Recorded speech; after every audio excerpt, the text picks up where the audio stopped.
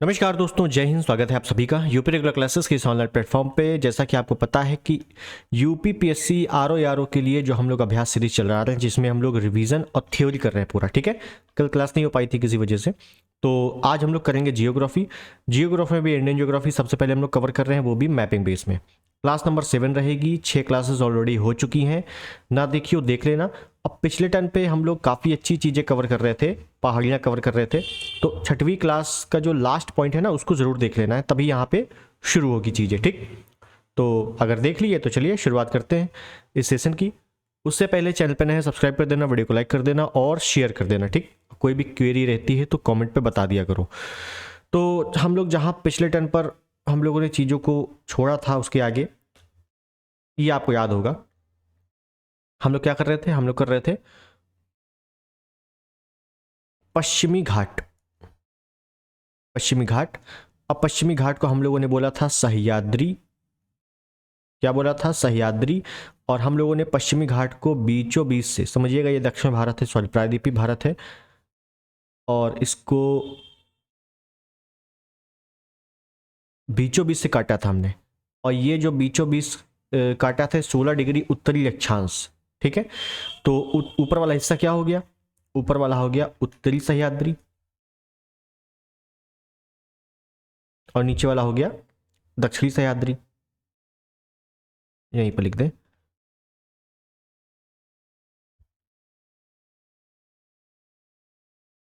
दक्षिणी सह्याद्री, उत्तरी सह्याद्री, दक्षिणी सह्याद्री। ठीक है, ये पढ़ चुके थे हम लोग। फिर मैंने बताया था महाबलेश्वर से एक नदी निकलती है, इसको हम लोग कृष्णा नदी बोलेंगे। और ब्रह्मगिर पहाड़ी जो है दक्षिणी सह्याद्री की ऊंची चोटी है, द्वितीय नंबर की, और इससे एक नदी निकलती है। इस नदी को हम लोगों ने कावेरी नदी बोला था। क्या बोला था? कावेरी नदी। ठीक है, तो नदियों को आगे देखेंगे, फिलहाल इतना हम लोगों ने देख लिया था अच्छे से। अब कुछ चीज़ें बताने लायक हैं, उसको हम बताएंगे पहले।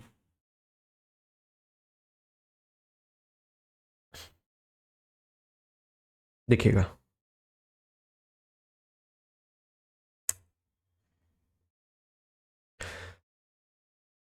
पहला पॉइंट तो यही है कि पश्चिमी घाट का निर्माण, क्या पश्चिमी घाट का जो निर्माण है वो अरब सागर, भाई पश्चिम में क्या है? अरब सागर है, और पश्चिम में जो है पश्चिमी घाट है, तो अरब सागर के, पूरा लिखें, अरब सागर प्लेट के टकराव से या भ्रंश से, भ्रंश द्वारा हुआ है। ठीक है, दूसरा पॉइंट लिख दें कि 16 डिग्री उत्तरी अक्षांश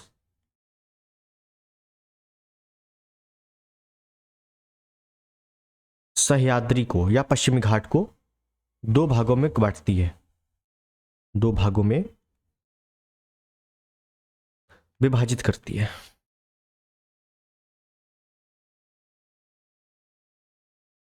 विभाजित करती है। ठीक है, कुछ पॉइंट और लिखेंगे हम लोग, उसके बाद आगे बात करते हैं।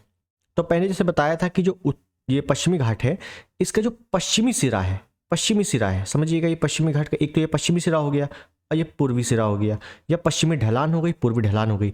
तो पश्चिमी ढलान जो है ये सपाट है। पश्चिमी ढलान कैसे बोल दें, इसकी गहराई ज़्यादा है, मतलब आदमी अगर पश्चिमी घाट पे पश्चिमी क्षेत्र में आएगा तो सीधे नीचे जाएगा, जबकि पूर्वी घाट कैसा है? नीचा होता हुआ या सीढ़ी नुमा है। ठीक है, तो यहाँ पे लिखेंगे पश्चिमी घाट का पूर्वी ढलान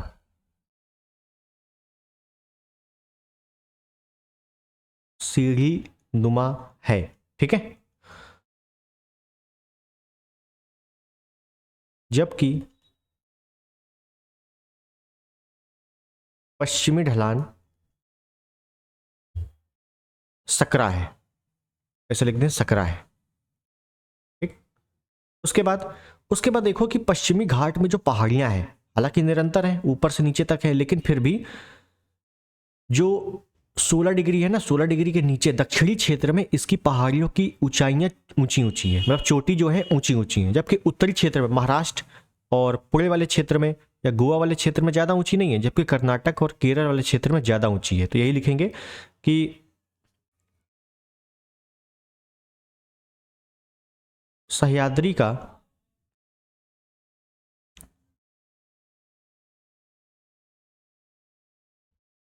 दक्षिणी चोटी ऊंची है, जबकि उत्तरी सिरा कम ऊंचा है। कम ऊंचा है, ऊंचा बिल्कुल नहीं है ऐसे नहीं कह सकते, क्योंकि पर्वत तो है ही है, कम ऊंचा है। ठीक है, तो मेरी बात थोड़ा समझ लेना, मैं अपनी लैंग्वेज में लिख रहा हूं कि ये जो सिरा है, ये वाला इतना, ये थोड़ा ऊंचाई कम है इसकी, जबकि जबकि ये वाला जो हिस्सा है, ये वाला, इसकी ऊंचाई ज़्यादा है। ठीक है ना, ऊंचे ऊंचे पर्वत है। नीचे जाओगे केरल में तो ऊंचे ऊंचे पर्वत मिलेंगे आपको पश्चिमी घाट में। ठीक, तो बस यही बताना था। यहाँ पे मेरे हिसाब से इतनी बात आपको समझ में आ गई। आगे बात करें इंपॉर्टेंट, यहीं पर एक तो आपका कुद्रेमुख है, ये आप देख रहे हो, ये आपका कुद्रेमुख है, और यहीं पर एक है बाबा बूदनगिरी पहाड़ी है, मैं यही लिख देता हूं, बाबा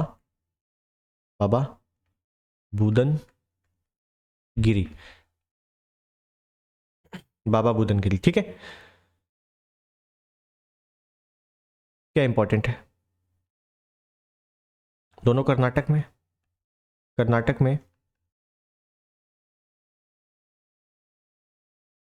लौह अयस्क भंडार है यहीं पे।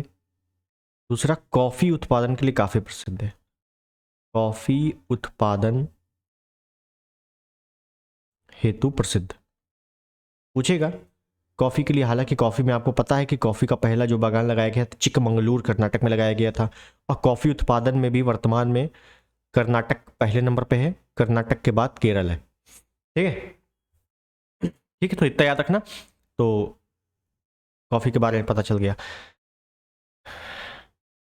दूसरी चीज मैं यहीं पर पॉइंट बना के लिख दूं, यहीं पर पॉइंट बनाकर,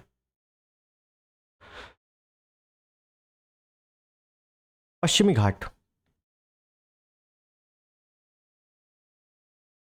जैव विविधता, हालांकि जैव विविधता आगे हम लोग पढ़ेंगे बहुत ही विस्तार से। पश्चिमी घाट जैव विविधता के अंतर्गत हॉट स्पॉट में शामिल है। ठीक, आपको पता होना चाहिए कि हॉट स्पॉट के अंतर्गत कौन कौन शामिल है, जैसे पश्चिमी घाट हो गया, पूर्वी हिमालय हो गया, टुंडालैंड हो गया, इंडो बर्मा क्षेत्र हो गया, 4 क्षेत्र हैं। हॉट स्पॉट में किसको किसको शामिल किया जाता है, हॉट स्पॉट की शुरुआत कब से हुई थी, हॉट स्पॉट के पैरामीटर्स क्या क्या हैं, ये सभी चीज़ें हम लोग आगे जब जैव विविधता पढ़ेंगे ना, इन्वायरमेंट वाला पोर्शन थ्योरी में, तो उसमें बताएंगे। ठीक, नहीं तो थ्योरी छोड़ के अगर क्वेश्चन आंसर भी करेंगे तो उसमें बता देंगे, क्योंकि यहाँ से चीज़ें काफ़ी अच्छी अच्छी पूछी जाती हैं, और इस बार भी आए थे प्रश्न यहाँ से। ठीक है, चलिए, तो पश्चिमी घाट के बारे में इतनी इंपॉर्टेंट है। अब देखो पश्चिमी घाट में ये है, ये बीच में आप देख रहे हो, मैं यहाँ फिर बनाता हूँ एक बार तो समझ में आएगा।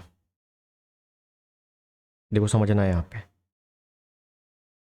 एक तो आपको पता चल गया कि ये जो है, ये वाला, ये है आपका पश्चिमी घाट। ठीक है, ये है पूर्वी घाट, ये पूर्वी घाट है, और बीच में क्या है, ये है नीलगिरी। मेरी बात सुनना, ये नीलगिरी है, ये है पश्चिमी घाट या सह्याद्री, और ये है पूर्वी घाट।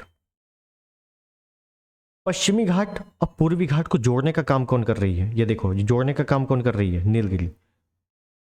तो आपसे पूछा जाएगा कि पश्चिमी घाट और पूर्वी घाट को जोड़ने का काम कौन करता है, नीलगिरी पर्वत श्रेणी। इसी वजह से नीलगिरी को भौगोलिक ग्रंथि भी कहा जाता है। ठीक, तो चलिए इसके बारे में थोड़ा नोट करते हैं अच्छे से। क्या देख रहे हैं हम लोग देख रहे हैं नीलगिरी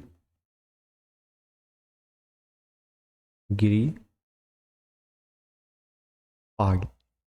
ठीक, शॉर्टेस्ट फॉर्म में लिखेंगे तो सबसे पहले जैव संरक्षित क्षेत्र भी इसको घोषित किया गया है, जैव संरक्षित क्षेत्र भी है नीलगिरी में, ठीक है। कब घोषित किया गया था? 1986 में।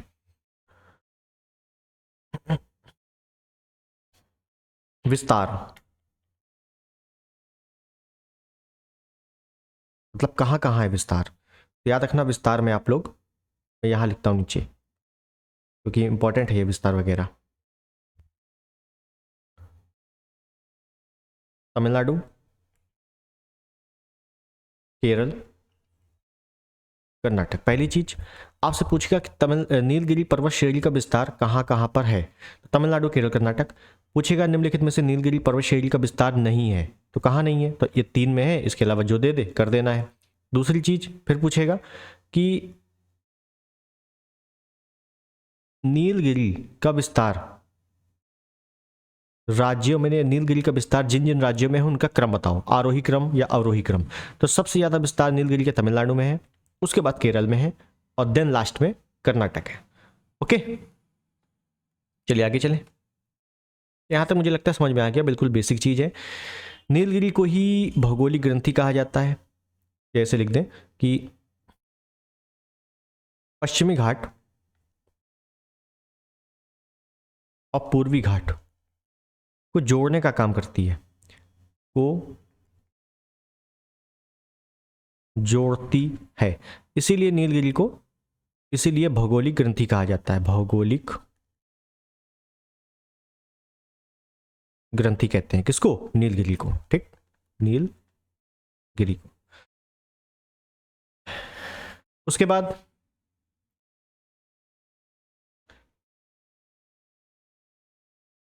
नीलगिरी की ऊंची चोटी कौन सी है? ऊंची चोटी, नीलगिरी की सबसे ऊंची चोटी कौन सी है? तो इस ऊंची चोटी का नाम है डोडा बेट्टा। डोडा बेट्टा 2637 मीटर, और यह है कहां पर? तमिलनाडु पे है।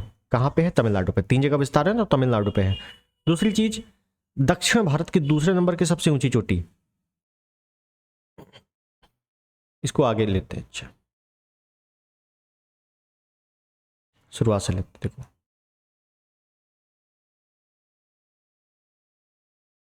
नीलगिरी, ठीक। तो नीलगिरी की हमने देखा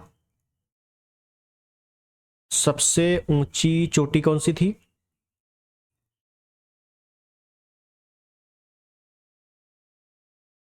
डोडा बेट्टा, 2637 मीटर, है कहां पर? तमिलनाडु पे। नीलगिरी पे ही एक हिल स्टेशन है, क्या नाम है? ऊटी। ऊटी या इसी को ऊटक मंडल बोल देते हैं, ऊटक मंडल, ठीक। यहीं पे ऊटी में ही एक तहर नामक जीव पाया जाता है, जो कि यूनेस्को में, सॉरी, रेड डाटा बुक में भी शामिल है, IUCN के। यहीं पर नीलगिरी में ही टोडा जनजाति पाई जाती है। कहाँ पर? किस राज्य में? तमिलनाडु पे, ठीक है। तमिलनाडु पे ही ज़्यादा विस्तार है, यहीं पे है सब कुछ। अब एक इंपॉर्टेंट बात कर लें, थोड़ा सा इंपॉर्टेंट बात कर लें। हमने आपको बताया था, या आपने पढ़ा होगा, बताया क्या था, पढ़ा ही होगा, चाय की खेती और कॉफ़ी की खेती। चाय की खेती सबसे ज़्यादा असम में होती है, फिर पश्चिम बंगाल में होती है, सेकंड नंबर पे पश्चिम बंगाल है। क्यों? क्योंकि चाय की खेती के लिए पानी ज़्यादा चाहिए। समझिएगा, चाय की खेती के लिए पानी की ज़रूरत ज़्यादा होती है, जबकि कॉफ़ी की खेती के लिए धूप की ज़रूरत ज़्यादा होती है, ठीक है। तो बस इसी को थोड़ा सा कंसेप्ट में लेते हैं हम लोग। मान लो ये क्या है? ये चोटी है, कौन सी चोटी है? ये है नीलगिरी, नीलगिरी पहाड़ी, ठीक। अब आपको पता है, आपको पता है कि यहां पे देखो, आपको पता, चलो यहीं बता देते हैं इस प्रकार से। मान लो ये भारत है, तो आपको पता है कि ये दक्षिण पश्चिम मानसून आता है, ठीक है। और ये पश्चिम, सॉरी, पूर्वी क्षेत्र से सूर्य निकलता है। हालांकि सूर्य उगता नहीं है, हम लोग गलती बोल देते हैं कि सूर्य कहाँ से निकलता है।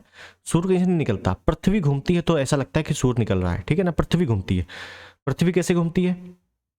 पश्चिम से पूर्व की ओर, पश्चिम से पूर्व की ओर। खैर, तो हम लोग अपनी लैंग्वेज में लेते हैं कि सूर्य जो है ये पश्चिमी क्षेत्र से उगा, ठीक। और जो वर्षा है, मानसून है, ये दक्षिण पश्चिम मानसून आता है भारत में, आता है। तो यहीं पर हमें मिलेगा क्या, यहीं पर हमें नीलगिरी पर्वत मिलेगा, नीलगिरी पहाड़ी मिलेगी यहीं बीचों बीच में। तो नीलगिरी पहाड़ी के जो पश्चिमी क्षेत्र है यहाँ पे पानी गिरेगा, और पूर्वी क्षेत्र में धूप ज़्यादा आएगी। समझिएगा, पूर्वी क्षेत्र में क्या होगा, धूप ज़्यादा आएगी। बस इसी कंसेप्ट को थोड़ा ध्यान रखना, उसी कंसेप्ट को यहाँ पे अप्लाई करेंगे। देखिए, तो हो क्या रहा है कि यहां पे सूर्य है एस, यहां पर पेड़ है,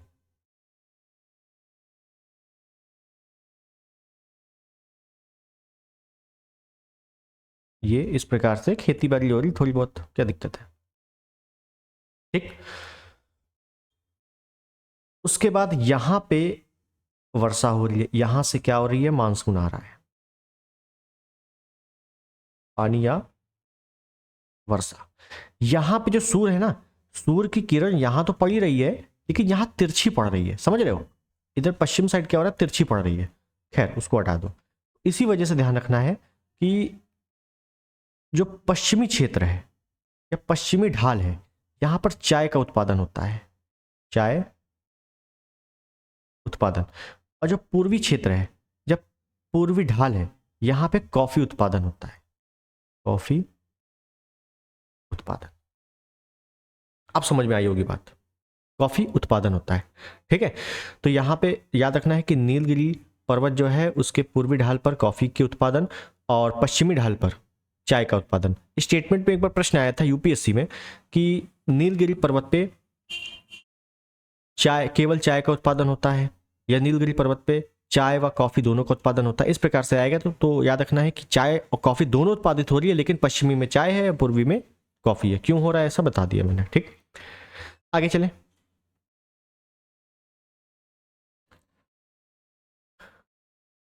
अच्छा, यहीं पर एक चीज और देख लें, कॉफी का उत्पादन होता है तो कॉफी कितने प्रकार की भारत में पाई जाती है, कॉफी की दो ही प्रजातियां भारत में पाई जाती है, ध्यान रखना। कॉफी की प्रजातियां भारत में दो प्रजातियां पाई जाती हैं, कौन सी, याद आ रहा है क्या, नेस्ले और ब्रू, नहीं भाई, नेस्ले वगैरह नहीं। एक है अरेबिका, एक है रोबस्टा। ये दो प्रकार की कॉफियां पाई जाती भारत में, अरेबिका, रोबस्टा।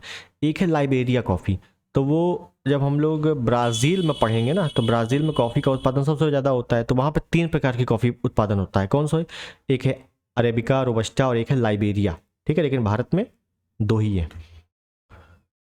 चलिए आगे चले। यहाँ पे अपना नीलगिरी भी समाप्त। अब जैसा मैंने बताया था कि ये जैसे भारत है, तो यहाँ पे क्या है कि दक्षिणी घाट है, इस प्रकार से छोटे छोटे दक्षिणी घाट है। दक्षिणी घाट है मतलब सबसे नीचे जो है ये है कार्डमम पहाड़ियाँ हैं, कार्डमम पहाड़ी, ठीक है। यहाँ पे हो गई अन्नामलाई, अन्ना मलाई, या अन्नामलाई को ही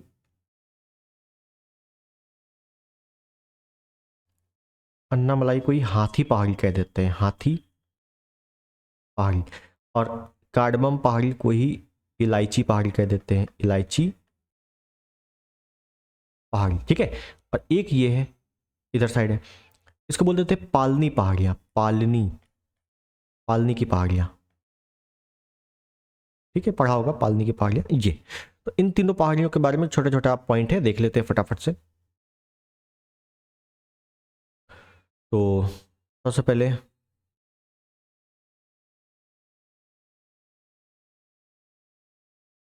अन्नामलाई या हाथी पहाड़ी, ध्यान रखना है। सबसे ऊंची चोटी पूछा जाएगा पहले, तो सबसे ऊंची चोटी कौन सी है, अन्नामलाई की सबसे ऊंची चोटी कौन सी है, तो याद रखना है अनैमुडी। कौन सी है, अनैमुडी, पता होगा आप लोगों को। अनैमुडी कितनी, 2600 मीटर है, 2696 मीटर। इंपॉर्टेंट ये है कि जो ये अनेमुडी है ये दक्षिण भारत की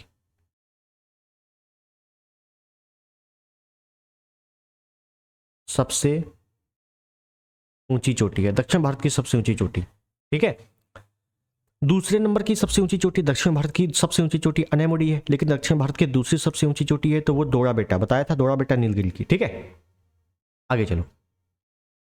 ठीक हो गया ये दो।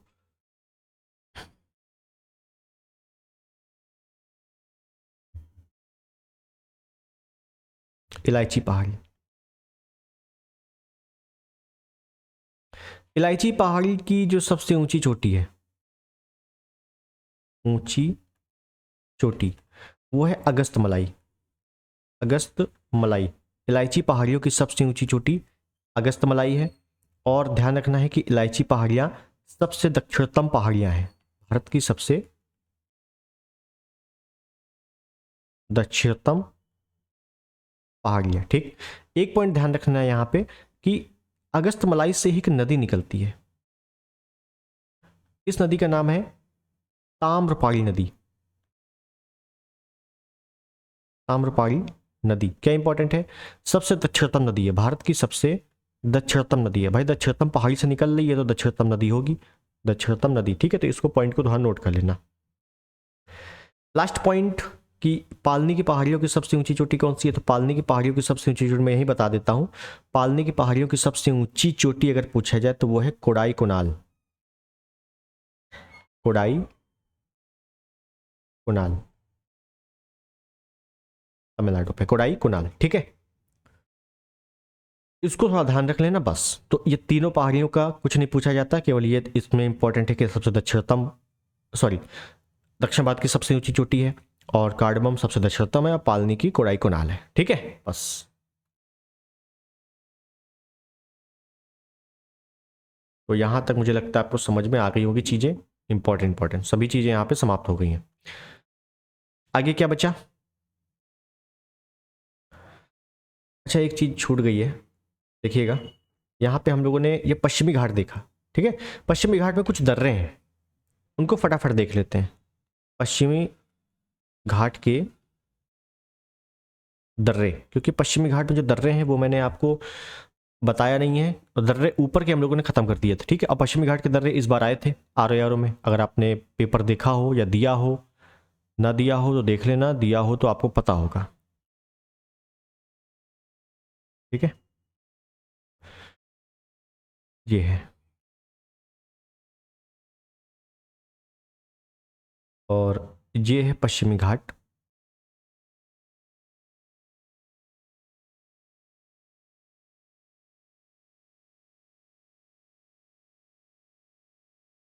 ये क्या है, ये है पश्चिमी घाट। ठीक, तो ये जो पहली चीज जो आरंभ में प्रश्न आया था वो क्या आया था, याद हो अगर, आया था कि ये बताओ जो पश्चिमी घाट के दर्रे हैं उनको ऊपर से नीचे क्रम में लगा दो बस। केवल बहुत ही इजी आया था कि उत्तर से दक्षिण केवल क्रम में लगाना था। ठीक है, तो खैर हम लोग पूरा ही पूरा क्रम में लगाएंगे, देखेंगे अभी स्पेशल। तो देखो सबसे पहली चीज यहाँ पे ये पॉइंट में क्या है, समझिएगा, ये पॉइंट में है मुंबई। सालसठ द्वीप पे बसा हुआ है तो किनारी है, क्या दिक्कत है, 60 टापुओं का शहर कहा जाता है मुंबई को।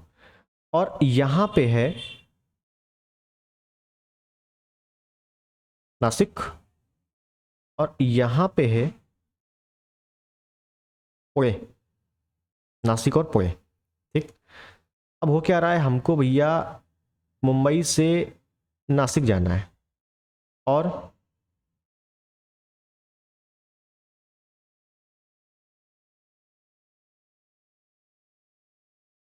मैंने क्या बोला, मैंने बोला कि हमको जो है मुंबई से नासिक जाना है, और हमको पुणे से मुंबई जाना है। समझिएगा, एक रास्ता जो हमको ले जाएगा मुंबई से नासिक, ये इस प्रकार से पश्चिमी घाट होते होते, ठीक है, और एक रास्ता हमको ले जाएगा मुंबई से पुणे। ठीक, बस यही दो रास्ते हैं, बस यही इंपॉर्टेंट है कि ये जो रास्ता हमें मुंबई से नासिक ले गया इसको बोलेंगे थाल घाट, थाल घाट।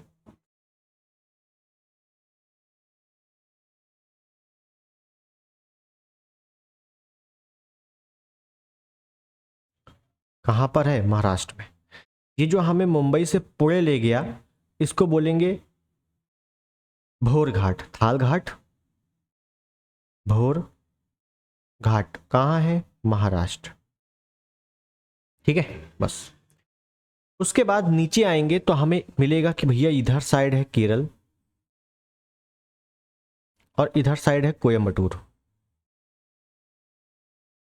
हमें केरल से कोयम्बटूर अगर जाना है तो हमें एक दर्रे से होकर जाना पड़ेगा। इस दर्रे से होकर जाना पड़ेगा। ये दर्रा कौन सा है? यहां से जाएंगे तो ये दर्रा है पाल घाट। पाल घाट। पाल घाट कहाँ पर? केरल में। बस हो गया, यही है दर्रे।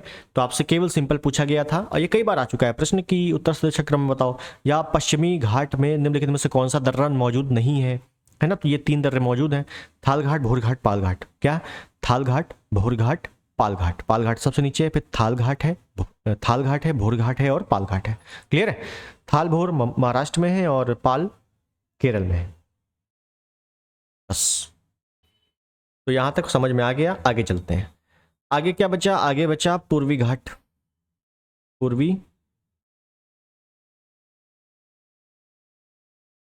घाट। तो इसको तो मैप पे देख लेंगे, ठीक है? बेसिक बेसिक जो होगा वो मैं ओरली बोल दूंगा, देखिएगा। जिस प्रकार से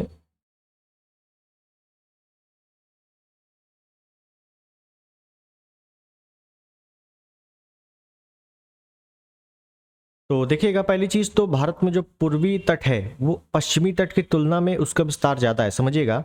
यहाँ पे क्योंकि नदियां आई लगातार, नदियां आई, तो अगर पूछा जाए कि किस तट का विस्तार ज्यादा है, पश्चिमी तट का या पूर्वी तट का, तो पूर्वी तट का जो विस्तार है वो ज्यादा है।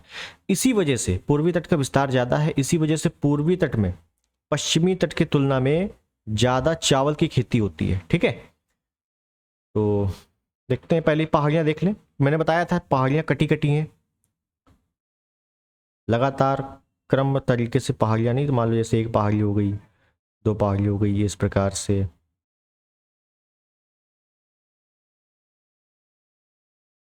इस प्रकार से हो गई। तो फिर नाम लिखते हैं, नाम लिखें तो समझ में आ जाएगा कौन कौन सी हैं। ये जो है गौरजात, गौरजात पहाड़ियां।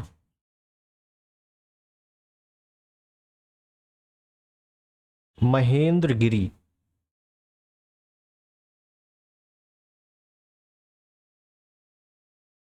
और ध्यान रखना यहाँ पे प्रश्न कैसे आएंगे। प्रश्न ऐसे आएंगे कि पश्चिमी घाट में निम्नलिखित में से कौन सी पहाड़ी मौजूद नहीं है, या पश्चिमी घाट में पहाड़ियों का उत्तर से दक्षिण क्रम लगाओ। तो मलयगिरी, नल्ला मलाई, ठीक है, दिख रहा है नल्ला मलाई। नल्ला मलाई के बाद पालकोंडा। या ऐसे आ जाएगा निम्नलिखित में से पश्चिमी घाट की कौन सी पहाड़ी किस राज्य में स्थित है। पालकोंडा एक है, वेलिकोंडा, वेलिकोंडा। वेलिकोंडा के बाद एक यहाँ पर लिखते जावेदी, जावेदी।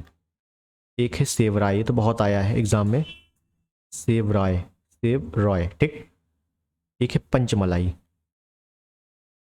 पंचमलाई। एक यहीं पर इधर लिख दें शेषाचलम, शेषाचलम।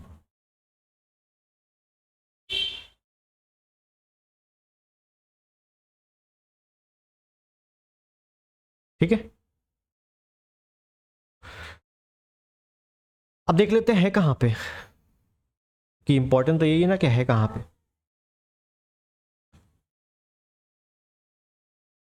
ये दोनों आपका उड़ीसा में पड़ेगा, ठीक है। बाकी ये जो मलयगिरी है, मलयगिरी से लगा के वेलिकोंडा, ये पड़ेगा आंध्र प्रदेश में, आंध्र प्रदेश। और फिर जावेदी से लगा के पंचमलाई ये पड़ेगा तमिलनाडु पे।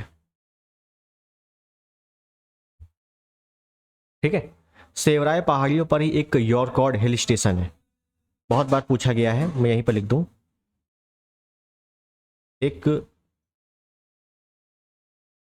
ध्यान रखना मैं किसकी बात कर रहा हूं, सेवराय पहाड़ी की बात कर रहा हूं। क्या है? सेवराय पहाड़ियों पर हिल स्टेशन है तमिलनाडु पे, सेवराय पहाड़ियों पर हिल स्टेशन है, क्या नाम है? यॉरकॉड। यॉरकॉड। ठीक।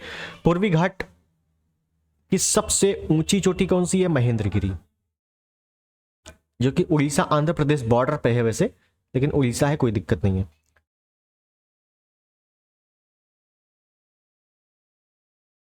पूर्वी घाट की सबसे ऊंची चोटी। यहां इंपॉर्टेंट ये है कि नल्लामलाई और पंचमलाई, बड़ा कंफ्यूजन रहता है, नल्लामलाई आंध्र प्रदेश में है और पंचमलाई तमिलनाडु पे, ये थोड़ा ध्यान रखना। ठीक। शेषाचलम, ये शेषाचलम तमिलनाडु, सॉरी तेलंगाना में है, तेलंगाना। ठीक है। याद होगा एक फिल्म आई थी पुष्पा, फिल्म आई क्या है, आई है वर्तमान में भी, लेकिन उस पे जो चंदन की लकड़ी लेता है ना, लाल चंदन, यहीं पर पाया जाता है तेलंगाना में।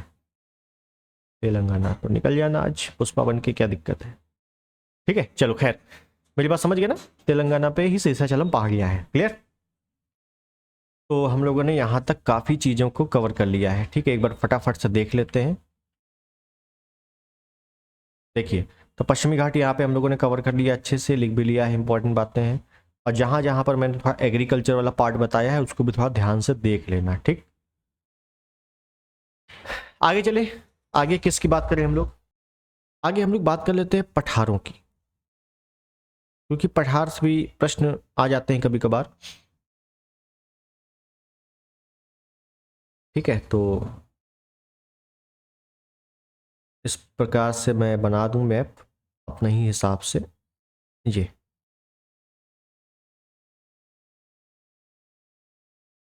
ठीक है, इस प्रकार से कुछ मैप बन गया है दक्षिण भारत का, कोई दिक्कत नहीं है। अब यहाँ पे थोड़ा मैपों को देख ले, सॉरी पठारों को देख ले कि कौन कौन से पठार इंपॉर्टेंट है हमारे लिए। तो जैसे हम लोग एक पठार की बात कर लें, यहाँ नीचे से बात करें तो एक पठार ये रहा, ये एक पठार ये है, काफ़ी बड़ा पठार है। इसी का भाग एक ये है किनारे, एक इधर साइड है। ठीक है, और एक बात कर लेंगे ये इधर साइड है, एक ये पठार है, एक ये पठार है, और अगर इधर की बात करें तो एक ये पठार है, ये पूर्वी चला गया। ठीक, कौन कौन सा है इंपॉर्टेंट ये देख लें फटाफट से, तो अलग अलग डिनोट करके लिखेंगे। तो पहला ये जो पठार मैंने बनाया है ये है मेवाड़ का पठार, मेवाड़ पठार। ये कोने में लिख लो, पहली बात तो सिलांग पठार, जिसकी सबसे ऊंची चोटी नौकरेक थी, नौकरेक सिलांग पठार, ये हम लोग पढ़ चुके हैं। ठीक है, ये आपको दिख रहा है कि भैया यूपी के पास है, तो ये बुंदेलखंड पठार लिख लो, बुंदेलखंड। ये बगल में है तो ये बघेलखंड लिख लो, हालांकि ये यूपी का पार्ट है लेकिन फिर भी थोड़ा बहुत देखते हुए चलेंगे यहाँ पे, बघेलखंड।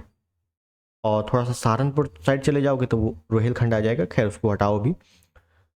ये वाला है ये मालवा का पठार है, मालवा। ये सबसे बड़ा पठार दिख रहा है तो ये दक्कन का पठार ले लो।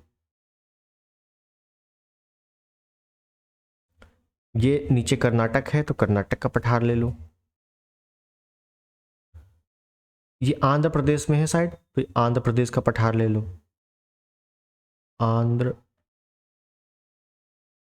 आंध्रा पठार। ठीक है, थोड़ा सा इसको एक और बनाते हैं, इसको थोड़ा ऊपर बना देना, यहां पे लिख लो बघेलखंड। ये वाला जो है ना, इसको हम नाम दे दे दंडकारण्य। एक मिनट रुकिएगा, यहाँ पे एक और ले लें, यहाँ पे एक और ले लें, 2 पठार ले लेते हैं, ठीक है। तो पहली बात तो ये वाला पठार हम ले लेंगे, इसको बोलेंगे दंडकारण्य। बहुत बार आता है दंडकारण्य पठार के बारे में कि इसका विस्तार कहाँ पे नहीं है, कहाँ कहाँ पे है, मिट्टी कौन सी पाई जाती है दंडकारण्य पठार में, लाल पीली मृदा पाई जाती है यहाँ पे, ठीक है। इसके बारे में देखेंगे। और आपको याद होगा महाभारत अगर आपने देखी है तो रावण माता सीता को दंडकारण्य पठार से ही उठाकर ले गया था, ठीक है। तो अकेलखंड और ये वाला ले लो आप, छोटा नागपुर पठार, छोटा नागपुर पठार। तो ये कुछ पठार है इंपॉर्टेंट जो हमको, पठार तो बहुत सारे हैं लेकिन ये इंपॉर्टेंट है अपने एग्जाम के लिए। अब यहाँ पे इंपॉर्टेंट पूछा क्या जाता है, पहली बात समझो। पहली बात तो आपसे पूछेगा आप मेवाड़ का पठार, लोकेशन पूछ लेगा। अगर कोई नदी है, नदियाँ पूछ लेगा इंपॉर्टेंट कि पठारों की नदी कौन सी है। ये पठार की नदियों के मध्य में स्थित है। इन पठारों की कुछ विशेषताएं हैं तो क्या क्या है, ठीक है। तो ये सभी चीज़ें फटाफट से एक बार देख लेते हैं, ठीक है। तो सबसे पहले मेवाड़, ठीक है, फटाफट से देखेंगे। तो इसका जो विस्तार है ये अरावली, अरावली के उत्तर पूर्व भाग पर है। अब आपको पता है कि अरावली कहाँ पे है, तो अरावली जिसे ये जा रही है तो मेवाड़ का पठार ये इस प्रकार से, इस प्रकार से अरावली है। तो अरावली का ये कहाँ है, उत्तर पूर्व में है, ठीक है। बस तो उत्तर पूर्व भाग पर है, ठीक। विस्तार अगर देखेंगे तो ये राजस्थान में भी है और मध्य प्रदेश वाले राज्य में भी थोड़ा फैला हुआ है, ठीक है। और यहाँ की अगर प्रमुख नदी की बात कर ले कि मेवाड़ पठार की प्रमुख नदी कौन सी है, तो बनास नदी है, बनास नदी, ठीक है। लूनी, माही, बनास यहाँ की प्रमुख नदियां हैं। तो ये बनास नदी इसकी प्रमुख है, किसकी, मेवाड़ की, ठीक। तो ध्यान रखना है इसके बारे में। आगे बात करें, बस इतना ही आता है। आगे बात करें मालवा, मालवा पठार, मालवा पठार की बात कर लेंगे तो ये आप देखो अरावली और विंध्यन, समझिएगा यहाँ पे अरावली थी और यहीं से आपका विंध्यन गया था, इस प्रकार से, सॉरी,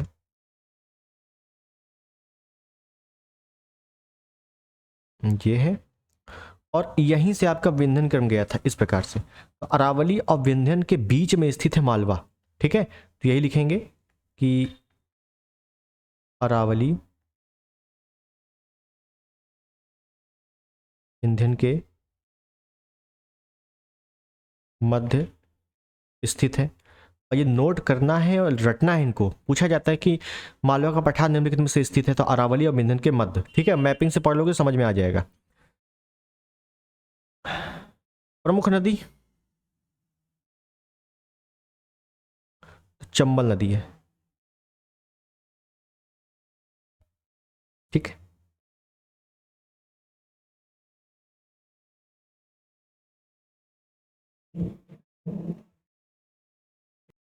और चंबल नदी अवनालिका अपर्दन के लिए प्रसिद्ध है। आगे चले, छोटा नागपुर पठार, छोटा नागपुर पठार को मैं पूरा मैप पे बताऊंगा, इसी में नोट कर लेना है, इसको अलग से लिखेंगे नहीं। देखो ये मान लो छोटा नागपुर पठार है, यहाँ बीच से एक नदी बहती है, इस नदी को बोलेंगे दामोदर नदी। तो यहाँ की प्रमुख नदी कौन सी हो गई, दामोदर नदी हो गई, ठीक है, दामोदर नदी हो गई। इसके जो ऊपरी वाला पार्ट है इसको बोल देते हैं हजारीबाग का पठार, हजारीबाग, हजारीबाग पठार, ठीक है। नीचे वाला पार्ट बोल देते हैं रांची का पठार, रांची का पठार। तो अगर आ जाए कि छोटा नागपुर पठार को बीचों बीच से अलग करने वाली नदी कौन सी है, तो दामोदर नदी है, ठीक है। और बिटुमिनस कोयले का भंडार भी है यहीं पर, इस पठार में क्या है, बिटुमिनस कोयला भंडार में पाया जाता है, ठीक है। और इसी पठार को, इसी पठार को भारत का रूर भी कहा जाता है, भारत का रूर प्रदेश, रूर, रूर प्रदेश भी कहा जाता है।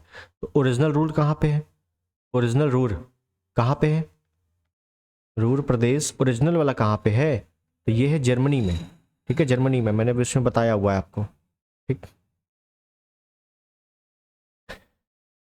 यहीं पर राजमहल की पहाड़ियाँ हैं, हालांकि पहाड़ियों को अलग से हम लोग देख चुके हैं। तो ये इसको थोड़ा ध्यान रखना है आपको। ठीक, तो यहाँ पे हमसे पूछा गया कि छोटा नागपुर पठार की सबसे ऊंची चोटी, सॉरी, छोटा नागपुर पठार की जो प्रमुख नदी है वो दामोदर नदी है। ठीक है, दामोदर नदी है। दो पठार निकलते हैं बीचों बीच से, एक ऊपर वाले भाग को हजारीबाग का पठार, निचले भाग को रांची का पठार। रांची के पठार की प्रमुख नदी स्वर्ण रेखा नदी, स्वर्ण रेखा नदी, जिसपे हुंडरू जलप्रपात बना हुआ है, ये आपको पता है।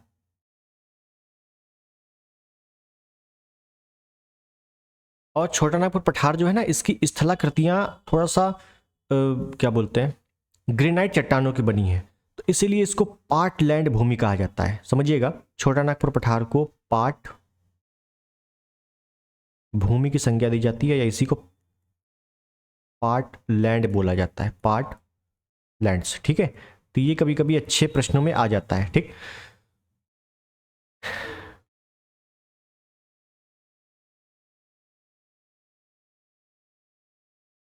आगे देख ले, दंडकारण्य का रण्य, अब शिलांग वगैरह मैं बता चुका हूँ, बघेलखंड बुंदेलखंड यूपी में देखेंगे। तो पहली बात तो दंडकारण्य का विस्तार पूछा जाएगा, बहुत इंपॉर्टेंट, ध्यान रखना है कि छत्तीसगढ़, उड़ीसा, आंध्रा मतलब आंध्र प्रदेश, महाराष्ट्र, ये सब क्षेत्रों में है, मध्य प्रदेश में नहीं है। एक बार आया था कि दंडकारण्य पठार का विस्तार है मध्य प्रदेश, नहीं, मध्य प्रदेश में नहीं है। ठीक है, और लाल पीली मृदा यहाँ पे इंपॉर्टेंट है, लाल पीली मृदा पाई जाती है यहीं पर। ठीक है, दंडकारण्य पठार की सबसे प्रमुख नदी कौन सी है, तो इंद्रावती नदी है। इंद्रावती नदी पर ही चित्रकूट जलप्रपात बना हुआ है, छत्तीसगढ़ में, बस्तर जिले में। ठीक, वो सब आगे देखेंगे हम लोग अलग अलग से।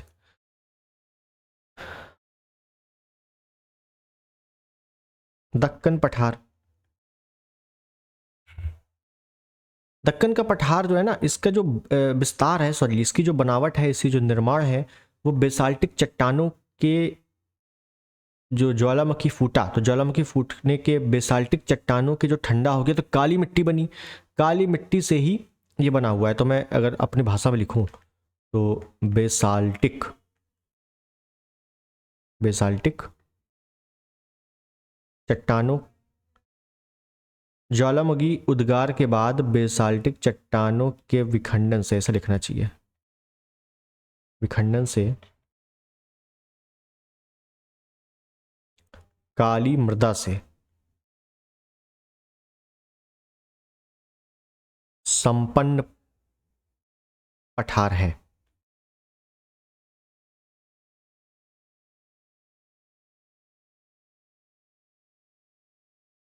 संपन्न पठार है मतलब बेसाल्टिक चट्टानों का विखंडन हुआ, उससे काली मिट्टी बनी, तो काली मिट्टी सबसे ज्यादा यहीं पर है। ठीक है, काली मिट्टी से परिपूर्ण है। अब इसी के तीन पार्ट हैं, जैसे एक पार्ट हो गया दक्कन ट्रैप, बोल देते हैं दक्कन ट्रैप। सेकंड पार्ट हो गया आंध्रा का पठार, वो भी इसी का भाग है, अलग से नहीं है, आंध्रा पठार। एक पार्ट हो गया कर्नाटक का पठार, वो भी इसी का पार्ट है, कर्नाटक का पठार, वो भी इसी का पार्ट है। ठीक है, मैंने अलग अलग बना दिया था लेकिन वो भी इसी का पार्ट है, तो फटाफट से देख लेते हैं।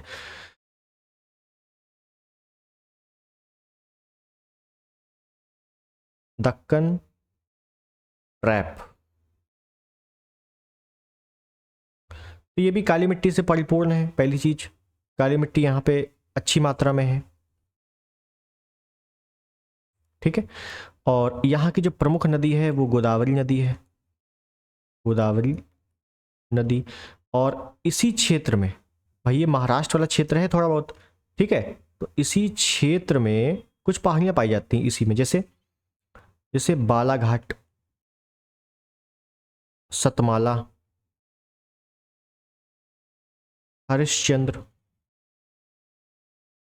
अजंता, एलोरा,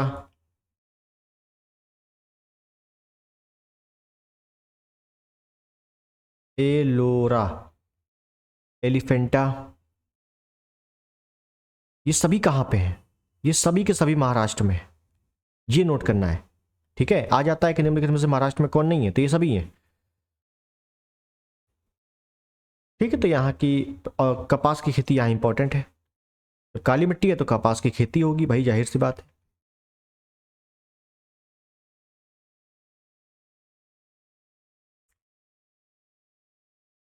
इसी प्रकार से कर्नाटक पठार है।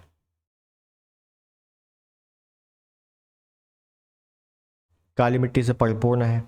अब मैं बता चुका हूँ अब कर्नाटक में है तो बाबा बुदनगिरी, कुद्रेमुख इंपॉर्टेंट पहाड़ियाँ हैं। ठीक, कावेरी नदी यहाँ की इंपॉर्टेंट है, ये भी बता चुका हूँ मैं। कावेरी नदी यहाँ पे इंपॉर्टेंट है। ठीक है, लास्ट में आंध्रा पठार। आंध्रा पठार, देखो पठारों में क्या है कि अपने को स्पेशल नदियाँ देखनी होती है, उन नदियों में जलप्रपात देखने होते हैं, मैं उनको अलग अलग बताऊंगा, इस वजह से मैं यहाँ पे ज़्यादा बता नहीं रहा। ठीक है, आपको केवल पठार ध्यान रखना है। आंध्रा पठार है तो आंध्रा पठार को अगर ऐसे बना दें, समझिएगा, मान लो ये आंध्रा पठार है तो यहाँ से बीचों बीच से नदियाँ जाती है। जैसे छोटा नागपुर पठार में बीच में से दामोदर नदी गई थी, वैसे यहाँ से कृष्णा नदी इंपॉर्टेंट है। ऊपर वाले भाग को तेलंगाना पठार बोल देते हैं, फिर इसका पार्ट हो जाता है, क्या हो जाता है, तेलंगाना पठार।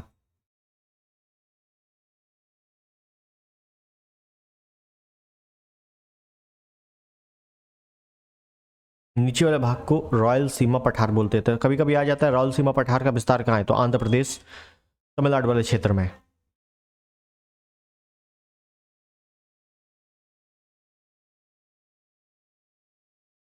ठीक, बाकी फिर यहाँ पे जो इंपॉर्टेंट झीलें हैं आंध्र प्रदेश और तमिलनाडु पे, पुलिकट झील है, ठीक है, वो सब आपको पता ही है, और वो सब हम अलग से देखेंगे भी। ठीक है, तो यहाँ पे इंपॉर्टेंट कुछ पठार थे जो आपको लोकेशन थोड़ा ध्यान रखने हैं, और आपको ये पूछा जाएगा कि इन पठारों के बीच में, जैसे ये अरावली है, अरावली के उत्तर में मेवाड़ है, और फिर ये आपका विंध्यन है, तो जो मालवा है वो अरावली और विंध्यन के मध्य है। इस प्रकार से कुछ चीज़ें बनती हैं और जो इंपॉर्टेंट नदियाँ हैं वो बन जाती हैं। बस नदियों को लोकेशन से पढ़ेंगे ही तो अलग से ही पता चल जाएगा।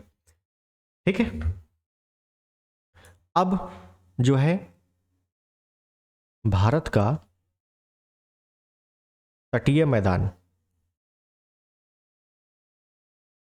भारत का तटीय मैदान, ठीक है, तो भारत के तटीय मैदान को अब देखेंगे हम लोग अगले टर्न पे, अगली क्लास में। और भारत के तटीय मैदान यहाँ पे इंपॉर्टेंट है क्योंकि हम लोग सभी प्रकार के तटों को देखेंगे। कई प्रकार के तट ऐसे हैं जो कई लोगों के नाम नहीं सुने होंगे, पहले बता दें। ठीक है, कोंकण, मालाबार, कोरोमंडल, ये तो सभी ने सुना होगा, लेकिन बहुत सारे ऐसे तट हैं जो आपने नाम नहीं सुने होंगे। और कुछ तट ऐसे हैं जिनका विस्तार हम लोग देखेंगे, जैसे कच्छ का तट, कच्छ तट, ठीक है, काठियावाड़ बहुत आता है, काठियावाड़ तट, काठियावाड़ तट। सौराष्ट्र के बारे में देखेंगे क्या इंपॉर्टेंट है यहाँ पे, काकड़ा पार तट होता है, काकड़ा पार तट। ठीक है, इधर देखेंगे तो वोंगा तट है एक, वोंगा तट, उत्कल तट है, उत्कल तट, छोटे छोटे तट भी हैं, तो यहाँ से भी प्रश्न बनते हैं अच्छे खासे। ठीक है, तो ये भी देख लेंगे क्योंकि अपने को मालाबार, कोरोमंडल, उत्तरी सरकार, इतने से काम नहीं चलने वाला, कोंकण वगैरह से, इन सबको भी डिटेल में देखना पड़ेगा। तो इनको देखेंगे अगले टर्न पे। वीडियो पसंद आया हो तो सब्सक्राइब कर देना, चैनल को लाइक कर देना और शेयर कर देना। कोई भी क्वेरी हो तो कमेंट बॉक्स में बता देना। मिलते हैं अगले वीडियो में, तब तक के लिए नमस्कार, जय हिंद, वंदे मातरम।